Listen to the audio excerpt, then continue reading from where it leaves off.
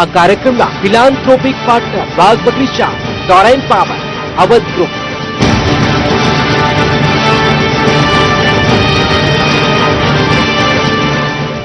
Break બાદ આપ સૌનું સ્વાગત છે. સાહેબ, હવે સૌથી વધારે જે અમે આખા ચૂંટણીની અંદરનું જે આત્માઓ એવો એક પ્રશ્ન આવી રહ્યો છે કે આ બધે જાત જાતની ચર્ચા થાય, ભારતીય જનતા પક્ષને કેટલી બેઠકો મળશે, કોંગ્રેસને કેટલી બેઠકો મળશે. અમે તે એવી રીતના પ્રશ્નો કર્યા કે તમને કઈ પક્ષની વિચારસરણી ગમે છે, ઉમેદવારને જોઈને આપો, ત્યાંનો ઉમેદવારના વિશેના અમે બેકગ્રાઉન્ડ લીધા, જાત જાતની. છેલ્લે ફાઇનલ સવાલમાં અમે એ કીધો છે, ત્યાર પછીનો જે આપ જો એના આંકડાઓ, તમે કયા પક્ષને પસંદ કરો છો કેટેગરી કે અમે બધા લોકોને પૂછ્યું. એની અંદર આપ જોઈ શકો છો, અને આપણે ડિટેલમાં પણ જોઈશું, ગુજરાતમાં કુલ મળીને સરેરાશ જોઈએ તો ભારતીય જનતા પક્ષને 65.78% લોકો પસંદ કરે છે. કોંગ્રેસને પસંદ કરવાવાળા લોકો 22.14% છે. આમ આદમી પાર્ટી કે જે આમ તો હમણાં નવી છે પણ એટલે ગુજરાતમાં એનો પગ પેસારો થઈ ગયો એવું અહીંયા સંકેતો છે, 4.79%, જે બહુ ઓછા ન કહેવાય આ ચૂંટણીના સંદર્ભમાં. અને અન્ય છે 3.0%. આપણે ત્યાં પ્રાદેશિક પક્ષોનું મોટા ભાગે કોઈ ચલણ નથી. આજ સુધીમાં ઇન્દુલાલ યાજ્ઞિક સિવાય કોઈ અપક્ષ ચૂંટાયા પણ નથી. અને કોઈ નહીં આવું કહેવાવાળા 5.19% લોકો છે. અને જરા ડિટેલિંગમાં પણ એક નજર નાખીએ પછી આપણે ચર્ચા ચાલુ કરીએ. એક એક બેઠકની અંદર કયા પક્ષને છે એનું અહીંયા એક પ્રમાણ આવે છે. એની અંદર અમદાવાદ પૂર્વની અંદર 73.68% લોકો ભારતીય જનતા પક્ષને પસંદ કરે છે. કોંગ્રેસને પસંદ કરવાવાળા 20.53% લોકો છે. હું એ બેની જ વાત કરીશ, આપણા સમયના અંદર બાકી ચિત્ર દેખાઈ રહ્યું છે. અમદાવાદ પશ્ચિમની અંદર 73.94% લોકો ભાજપ અને 17.25% લોકો કોંગ્રેસે. આણંદની અંદર 79.75% લોકો ભારતીય જનતા પક્ષને પસંદ કરે છે. આણંદ જ્યાં આપના કેન્દ્રીય મંત્રી છે. અને 15.87% લોકો કોંગ્રેસને પસંદ કરે છે. ત્યાર પછી છોટા ઉદેપુરની અંદર 66.21% લોકો ભારતીય જનતા પક્ષને પસંદ કરે છે અને 22.76% લોકો કોંગ્રેસને પસંદ. દાહોદની અંદર 62% લોકો જેટલા ભારતીય જનતા પક્ષને પસંદ કરે છે અને 18.82% લોકો કોંગ્રેસને પસંદ કરે છે. ગાંધીનગર કે જ્યાં લાલકૃષ્ણ અડવાણી લડી રહ્યા છે ત્યાં આગળ 67.83% લોકો ભારતીય જનતા પક્ષને પસંદ કરે છે. 23.77% લોકોને કોંગ્રેસ પસંદ છે. ત્યાં હું એક વધારે ડિટેલિંગ કરીશ કે 2.84% લોકો જે છે એ આમ આદમી પાર્ટીની સમર્થન આપે છે અને અન્યની અંદર 2.58% ઉપરાંત કોઈ નહીં કહેવાવાળા 4.1% લોકો છે. ખેડાની અંદર 68.30%, ત્યાં દિનશા પટેલ લડી રહ્યા છે, ત્યાં આગળ કોંગ્રેસને સમર્થન 23.78% લોકો જ આપે છે. પછી પંચમહાલની અંદર 59.32% ભાજપને અને કોંગ્રેસને 25.48%. વડોદરાની અંદર જ્યાંથી વડાપ્રધાન પદના ઉમેદવાર નરેન્દ્ર મોદી લડી રહ્યા છે ત્યાં આગળ 79.55% લોકો ભારતીય જનતા પક્ષને સમર્થન આપે છે અને 15.26% લોકો કોંગ્રેસને સમર્થન આપે છે. આ ઉપરાંત અમરેલી, જ્યાં સૌરાષ્ટ્રના થોડીક બેઠકો જોઈએ તો 52.55%, અહીંયા ટફ ફાઇટ છે. ત્યાં આગળ કોંગ્રેસના 29.53%, ભાવનગરની અંદર 57% જેટલું બીજેપી અને 33% કોંગ્રેસ, એટલે માર્જિન ઓછો છે. જામનગરની અંદર 77% ભારતીય જનતા પક્ષ અને 12% કોંગ્રેસ છે. ત્યાં આગળ ત્યાંના જીતુલાલ હમણાં આ બાજુ ભારતીય જનતા પક્ષમાં આવ્યા છે, એની ચર્ચા આગળ પછી કર્યા. જુનાગઢની અંદર 62% લોકો બીજેપીને અને 21% લોકો કોંગ્રેસે કે છે. કચ્છની અંદર 71% લોકો ભાજપ અને 17% લોકો કોંગ્રેસ. પોરબંદરની અંદર 61% લોકો ભારતીય જનતા પક્ષને અને 22% લોકો કોંગ્રેસને કે છે. આ ઉપરાંત રાજકોટ, જ્યાં 62% લોકો ભારતીય જનતા પક્ષને મત આપે છે અને 22% લોકો કોંગ્રેસને મત આપે છે. સુરેન્દ્રનગરની અંદર 56.65% અને એ બીજેપીને અને 26.40% લોકો કોંગ્રેસને સમર્થન આપે છે. છેલ્લે બનાસકાંઠાનું ચિત્ર જોઈએ તો 66.93% લોકો બીજેપીને અને કોંગ્રેસને 25.47%. અને મહેસાણાની અંદર જ્યાં ઉમેદવાર તરીકે સારા જે અગાઉના મતલબ કીધા હતા ત્યાં આગળ બીજેપીનું 57.75% અને 33.80% લોકો કોંગ્રેસને સમર્થન આપે છે. પાટણમાં 56% બીજેપી અને 29.95 એટલે 26% જેટલું કોંગ્રેસ છે. સાબરકાંઠાની અંદર 67.86% બીજેપી અને 17.35% લોકો કોંગ્રેસને પસંદ કરે છે. બારડોલી, જ્યાંથી તુષારભાઈ ચૌધરી જે કેન્દ્રીય પ્રધાન છે, 62.89% લોકો બીજેપીને સમર્થન કરે છે અને માત્ર 16.15% લોકો જ કોંગ્રેસને સમર્થન આપે છે. ભરૂચની અંદર 52.31% લોકો બીજેપી અને 25.38% લોકો કોંગ્રેસને સમર્થન. નવસારીની અંદર 71.30% લોકો બીજેપીને સમર્થન આપે છે અને માત્ર 14.20% લોકો જે છે એ કોંગ્રેસને સમર્થન આપે છે. સુરત અને વલસાડનું બાકી છે, એમાં સુરતમાં 70% લોકો બીજેપીને અને 17% લોકો કોંગ્રેસને. વલસાડની અંદર 74% બીજેપીને અને કોંગ્રેસને 13.37% લોકો જે છે. હવે આ ચિત્રની અંદર ઘણા બધા રસપ્રદ આંકડાઓ છે. આ ચિત્ર અમે બધાને નિષ્પક્ષ, જેની અંદર મહિલા, પુરુષ, ઇન્ડસ્ટ્રીયાલિસ્ટ, પ્રોફેશનલ, ગામડું, શહેર બધાની અંદર ટોટલ નોન પોલિટિકલ લોકો દ્વારા હાથ સરકાવ્યો. મારે આપને પૂછું લાલજીભાઈ, આટલું બધું રિજેક્શન કોંગ્રેસને કેમ આટલું બધું રિજેક્ટ લોકો કરે છે? સૌથી પહેલા તો આ અભ્યાસના જે આંકડાઓ છે એને જોતા એમ લાગે કે ભારતીય જનતા પાર્ટી તો અત્યારે જ જઈને ઢોલનગારા વગાડવા જોઈએ. ખરેખર આવું જો બનતું હોય, ખરેખર જો આવું બનતું સવાલ 500 સીટમાં જ્યાં ફાઇટ છે ત્યાં ચર્ચા કરીએ. હું ગુજરાતના 18 સીટો ઉપર જઈને પ્રચાર પ્રસાર કર્યું છે, તે કેડર બિલ્ડિંગનું કામ કર્યું છે. મેં જે વાતાવરણ જોયું છે એ પ્રમાણે ગુજરાતમાં 16 સીટો એવી છે કે જ્યાં ભારતીય જનતા પાર્ટી અત્યારે કહી શકે એમ નથી કે જીતે એમ છે. એ લોકોને કેમ સીટ બચાવી એની ચિંતા છે. આ સુરેન્દ્રનગરના આંકડા અહીંયા મૂકીને મને તો ખૂબ નવાઈ લાગી કે હું જે સુરેન્દ્રનગર જિલ્લાને ઓળખું છું એ સુરેન્દ્રનગર તો 60% કોંગ્રેસ તરફ જઈ રહ્યો છે, 40% ભાજપ તરફ જઈ રહ્યો છે. અને એ જ રીતે આપ વલસાડની સીટની વાત કરો, આપ આણંદની સીટના આંકડા જોઈને કે આણંદની સીટ અને ગઈ વિધાનસભા કે જ્યાં આ ગુજરાત રાજ્યની ચૂંટણી અને જ્યાં અત્યારે જેના માટે ભારતીય જનતા પાર્ટી બહુ જ પોરસાઈને વાત કરે છે કે અમે આટલું જીત્યા, ત્યાં અમે 67,000ની લીડ સાથે જીત્યા છીએ. સાબરકાંઠાની સીટ જોઈને મને ખૂબ નવાઈ લાગે કે જ્યાં 1,48,000 મતોથી કોંગ્રેસની ઓલરેડી લીડ છે.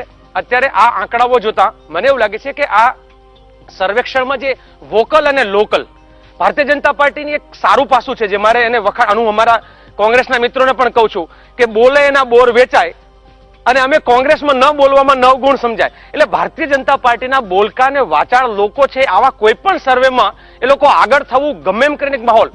છેલ્લા 15-20 વર્ષનો ઇતિહાસ પછી બીજું જે છે એક ગુજરાતમાં ડરનો માહોલ છે, ભયનો માહોલ છે. જેને મત આપવો છે કોઈને પણ એને કહેવું પડશે ભાજપને. ગુજરાત રાજ્યના શિક્ષણ મંત્રીએ, ગુજરાત રાજ્યના ઉદ્યોગ મંત્રીઓ કોરીવાળાને ભેગા કરીને ધમકાવે, ગુજરાત રાજ્યના શિક્ષણ મંત્રી શિક્ષકને ભેગા કરીને ધમકાવે. લોકોને બદલીનો ડર છે, લોકોને FIR થવાનો ડર છે, લોકોને ફાઇલો ખોલવાનો ડર છે. આ ડરના માહોલમાં તો બધા લોકશાહીમાં એટલી બધી મજબૂત છે, લોકો ગમે ત્યાં જઈને બધું કરી શકે, એટલે ડરના કારણે આટલું બધું. મારા જેવો મજબૂત માણસ પણ આ રાજ્યમાં ડરની અહેસાસ કરી ચૂક્યો છે. રાત્રે 12 વાગે આપને હું કહેવા માંગુ, જમીન બચાવવાના મુદ્દા ઉપર આ રાજ્યમાં લડતા હોય ત્યારે રાત્રે ધરપકડ 12 વાગે ઘરે આવીને કરે છે. કઈ લોકશાહીને કયા પ્રકારની વાતાવરણની વાત? કોઈનો કરવા નથી માંગતો, આપણે નિષ્પક્ષ વાત. હું ખાલી તમને છેલ્લા એકેડેમિક ચર્ચા કરી તો છેલ્લા કેટલાય વર્ષોથી 1.5 દાયકાથી વધારે સમયનો પીરિયડ જોઈએ તો લોકસભાની ચૂંટણી, વિધાનસભાની ચૂંટણી, પંચાયતોની ચૂંટણી, મહાનગરપાલિકાની, નગરપાલિકા, આંકડાઓ બધા આપણી પાસે સમય ઓછો છે એટલે, પણ તેની અંદર દરેક વખતે કોંગ્રેસ એવું કહે છે કે આ વખતે દેખાઈ જશે, આ વખતે ખબર પડે, પણ છેવટે પરિણામ આ જ આવે છે. ખરેખર સારી રીતે જાણવા માંગુ છું કે આમાં ક્યાં કમી છે, આપને શું લાગે છે? પછી જાડેજા આજે જ હું હળવદમાં સભા કરી અને બહુ સરસ આજ વાત નીકળી. ઇવન 30% વોટ બેંક કોંગ્રેસની મજબૂત ગણાય છે હજુ સુધીમાં. 30% થી ઓછી કોઈ પણ સૌથી 1977 ની ચૂંટણીમાં જયારે સૌથી ત્યારે પણ અમે એનાથી નીચે નથી ગયા. અત્યારે કોંગ્રેસ જે રીતે આગળ જઈ રહી છે, પરંતુ જે વાત છે વાત સાચી છે. છેલ્લા 2 દિવસમાં ભારતીય જનતા પાર્ટી પાસે જાદુ કરવાની તાકાત છે અને એ જાદુ કરવાની જે તાકાત છે જેના માટે જ આ રાજ્યના મુખ્યમંત્રી ગુજરાતમાં દારૂબંધી ઉઠાવી લેવાની વાત કરતા હતા કે અમારી આ જે શક્તિ છે એનું પ્રદર્શન બરાબર કરી શકાય. ગુજરાતમાં જે નાણાંની કોથળીઓ જમીનના ભ્રષ્ટાચારમાંથી આવેલી છે એને 2 દિવસ છૂટી મૂકવામાં આવે છે અને જેના બલબૂતા ઉપર લોકોને જે છે એના મત ખરીદવા માટે મજબૂર કરવામાં આવે છે. આ 2 દિવસ એ લોકો ગેમ રમે છે અને એમ કે છે કે તમે અત્યારે અમને કહ્યું ભાજપના એક મિત્રએ કે તમે ગમે એટલો પ્રચાર પ્રસાર કરો, છેલ્લા 2 દિવસ અમે લડી લેશું. અને એ છેલ્લા 2 દિવસ આપને મારે પૂછવું કે આપણે જેટલા આંકડા જોયા એની અંદર મહેસાણા, પાટણ, અમરેલી, ભાવનગર, સુરેન્દ્રનગર અને ભરૂચ બેઠક એની અંદર ઘણી ટફ ફાઇટ છે. દાખલા તરીકે 5-6% વધઘટ 56 અથવા 50% ની રીતે આ ટફ ફાઇટ છે એને તમને કેવી રીતે જુઓ છો? તમને એવું લાગે છે કે 26 બેઠક તમે જીતી જવાનો દાવો છે અને આમાં પ્રમાણમાં બધામાં ભારતીય જનતા પક્ષ આગળ, પણ આ 6 બેઠકની અંદર જે ટફ ફાઇટ છે એનું શું આપનું કહેવું છે? ભારતીય જનતા પાર્ટી 26 લોકસભાની સીટો જીતવાની છે, એમાં કોઈ શંકાને સ્થાન નથી. લોકસભાની ચૂંટણીમાં 2-3% વોટનું માર્જિન પણ હજારો મતોનો ફેરફાર કરી શકે. બિલકુલ. મારા અહીંયાથી જે પ્રકારે મેં સાંભળ્યું, કોંગ્રેસ ભૂતકાળમાં ચૂંટણીઓ જીતવા માટે જે કારસાઓ કરતી હતી બધા જ કારસાનો એમને શબ્દ પ્રયોગ કર્યો છે અને હજી કોંગ્રેસના મનમાં વસવસો છે કે આવા કારસા હવે અમે કરી શકતા નથી કારણ કે મતદારોની જાગૃતતા આવી ગઈ છે.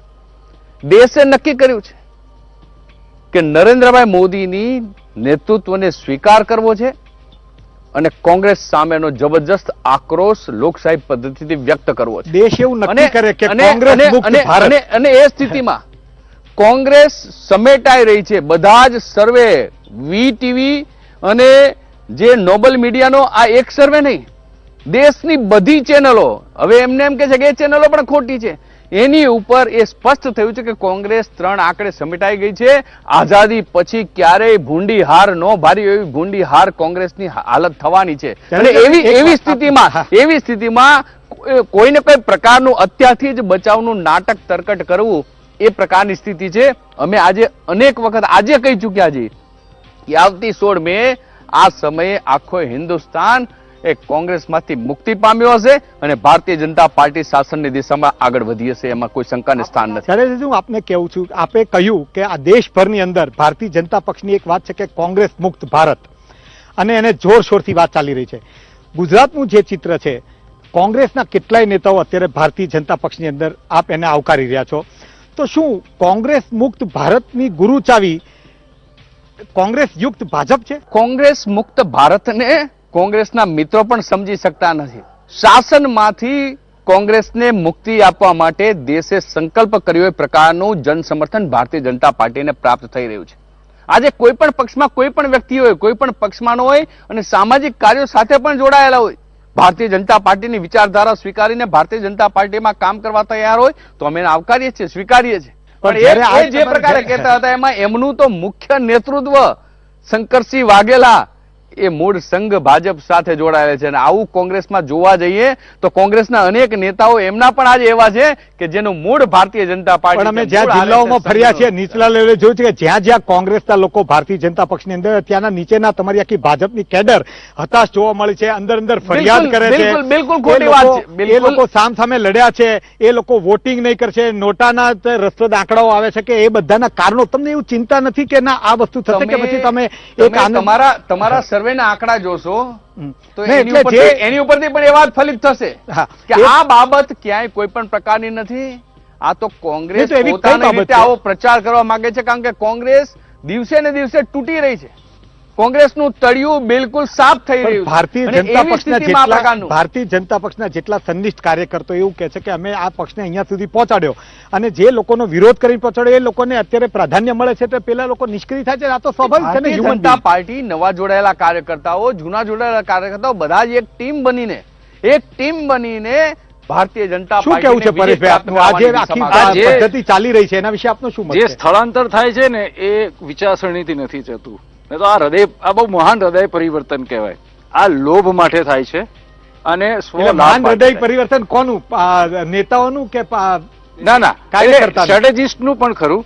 હવે આપણે સીધી એટલે હું સમજવા માંગુ છું, આજે મહાન હૃદય પરિવર્તન આ કોનું? નેતાઓનું, કાર્યકર્તાઓનું, કોનું? સ્ટ્રેટેજીનું. એટલે તમે વિનેબલ ઉમેદવારને જ લાવો છો, બરાબર? કેમ નબળી બેઠકના માણસનું હૃદય પરિવર્તન નથી થતું? વિઠ્ઠલ રાદડિયાનું હૃદય પરિવર્તન કેમ થાય છે? કેમ કે લોભ દેખાય છે. નંબર 1. નંબર 2, સીધી રીતના જોઈએ તો અમદાવાદની આપણે પરેશ રાવલની વાત કરીએ, એ સીધું વસ્તુ છે. ત્યાં આગળ દહેગામ બંધનું પણ એલાન હતું, આપણે સ્વીકારવું પડે. સ્થાનિક કાર્યકરો નતા જતા. આજે પણ હરેન પાઠક એ અડવાણી સાહેબના પ્રચારમાં જાય છે, નહીં કે પરેશ રાવલના પ્રચાર. પણ એ મજબૂરી છે કે નિષ્ઠા છે? એ મને લાગે છે મજબૂરી છે સાહેબ. તો પછી એમાં તો ક્યાં કદર કરવાની વાત આવી? આપને શું કહેવું? શું લાગે? મને સવાલ એ છે, આજે લહેરની અને જે આંકડાઓની જે વાત અહીંયા રમત જે ચાલી રહી છે, જો આવી જ લહેર હોત તો કોંગ્રેસમાંથી લઈ જઈને ભાજપમાં 11 જણાને ટિકિટ ના આપી હોત. પહેલી વાત. આ 5 સંસદ જે વિધાનસભાના સભ્યો ઉઠાવી લઈ ગયા અને એમને ટિકિટ ન આપી હોત, પરેશ રાવલને મુંબઈથી અહીંયા દોડાવ્યા ના હોત. આ લહેર છે ને, લહેર ઉભી કરવા માટેનો એક હવા છે. એ હવા બહુ જલ્દી બહાર આવશે. બીજું કે 2004માં પણ ચૂંટણીના વિશ્લેષણો કહેતા હતા કે ઇન્ડિયા સાઇનિંગના અંતર્ગત વાજપેયી સરકાર બહુ જબરજસ્ત મેજોરિટીથી આવે છે અને હવાઈ ગયું. 2009માં ફરી વખત મીડિયાના આંકડાઓ એવું કહેતા હતા કે હવે તો એનડીએની સરકાર આવે છે. અડવાણીજી પીએમ ઇન વેઇટિંગ તરીકે હી હેઝ બીન વેઇટિંગ, રાહ જોવે છે છેલ્લા 10 વર્ષથી. ત્યારના આંકડાઓ એ પણ હવાઈ ગયા. મને ચોક્કસ ખાતરી છે કે આ વખતે આ મીડિયાના જે પણ અત્યારે પ્રકારના કોંગ્રેસ આંકડાઓ છે, પાસેથી કોઈ ઠોસ કાર્યક્રમ અથવા કોઈ વાતો એવી તો દેખાતી નથી. લોકો અમે જેટલા બિલકુલ હું આપને અંદર 10 વર્ષના મુદ્દાઓ કહું.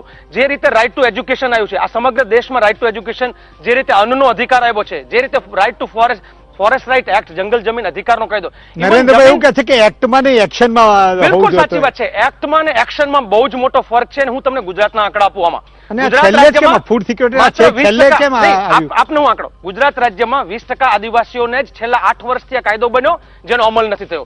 ગુજરાતમાં રાઇટ ટુ એજ્યુકેશન એક્ટનો ફૂડ સિક્યોરિટી બોલ છે, ફૂડ સિક્યોરિટી બિલ જે 10 વર્ષથી સત્તામાં છે, જે હમણાં આવ્યું, તો એ પહેલા લાવી શક્યા હોય. બિલકુલ આઈ થિંક ખૂબ પ્રયત્ન થતો હતો કે રાઇટ ટુ ફૂડ એક્ટ ની અંતર્ગત જે છે એ કઈ પ્રકારે આવ્યો. સૌથી મોટી ડિબેટ ચાલતી હતી કે બધાને આવરી લેવા, 80% લોકોને આવરવા, બીપીએલ અને એને આવરવા, એને લઈને વિવિધ પક્ષો વચ્ચેની જે સમજણ છે એને લઈને ખાસી ડિબેટના અંતે એક સારા પ્રકારનું બિલ આવે એના માટેની મથામણ હતી.